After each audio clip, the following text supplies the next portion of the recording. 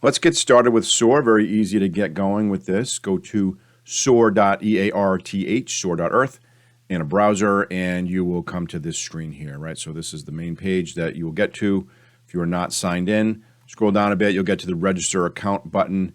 You'll need an account. It's just username and password and your name, no payment methods, no other information. So pretty standard stuff here. Once you have your account, you'll be able to sign in and input your credentials, and then hit the Explore the Atlas button.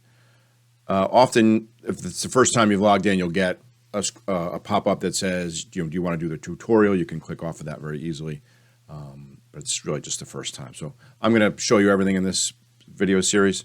It's probably take you a couple minutes to do it. Really not a bad use of your time, but just gives you the basics about what's going on here. So you'll notice, a Google Earth look and map of the world here. Continents will be highlighted as you click over them, and as you scroll in, it's really intuitive. In this particular area, we have, 280 maps in this area.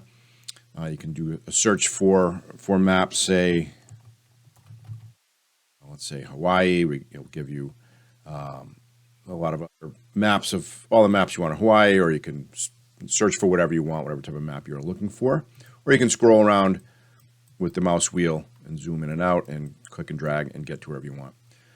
There's a lot of other functionality in here. We're going to go through all of these. The visual collaboration tools on the right. We've got different tabs, satellite tabs, your maps tabs, and other tools that you will use in Soar to do lots of cool things. And we'll get to those and get to those next.